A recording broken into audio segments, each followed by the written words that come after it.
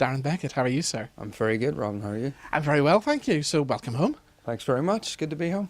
Yeah. Tell us about the gig tonight. It's a pretty intimate gig. It's very intimate in one of my favourite venues in Belfast, No Alibis Bookstore. Amazing bookstore, and David Torrance is he's the proprietor of the bookstore. So he puts on a gig maybe once a month, once every few weeks, and Lindley Hamilton, good friend of mine, Dr. Lindley Hamilton, has a lot to do with the organisation and putting the gig together. So.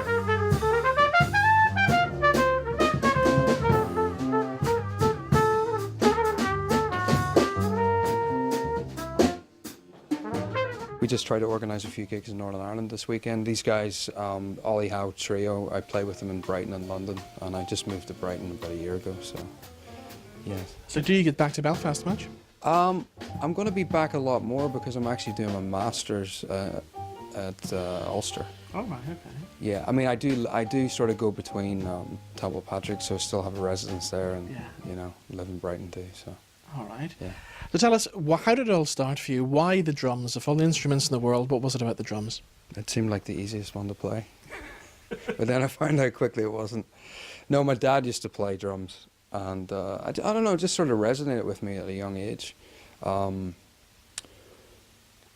I just took to it, you know, and that was it. I was like 5 or 6, and, you know, in fact, it was just reminiscing earlier with Lindley. We used to play in a brass band together when, many years ago. I was about 10 or 11. Right. So, yeah, it was just, I think with the school I went to Antrim Grammar School. They had a good music program, and they had a jazz band and orchestra. So I was reading music, and then I was going to John Wilson for lessons, who you probably know. Yeah, of course. And from there, yeah, just, you know, I left when I was about 16, I suppose. And what about drumming influences? Who were you listening to? Who were you go, wow, this is a great drummer? Back then it was Ringo Starr and Keith Moon and people like that, and then I got into heavily into jazz and just sort of focused on that for a long time. Elvin Jones, Tony Williams, Max Roach, Philly Joe Jones. So when you're on the road with, say, people like Brandon Flowers, what's life like on the road? Is it a complete rock and roll lifestyle out there? Not very much, no, because we both have families, and, you know, I would say my rock and roll lifestyle sort of ended. I had a brief stint at it in my 20s. I was in a band and we were signed and all that, and yeah, it was fun. Yeah. It was definitely fun, but no, it's not very rock and roll. It's more like, I don't know, we go out for a nice meal. That's like the most rock and roll we get. Maybe have dessert. So how did the whole relationship and working relationship happen with Brandon? It was the band that I used to play in, Ambulance Ltd. We were a New York band, and they actually opened up for us before Hot Fuss came out, and which is surprising. Yeah. I've witnessed them playing to 5 people in Philadelphia. Really? Yeah, yeah. Wow.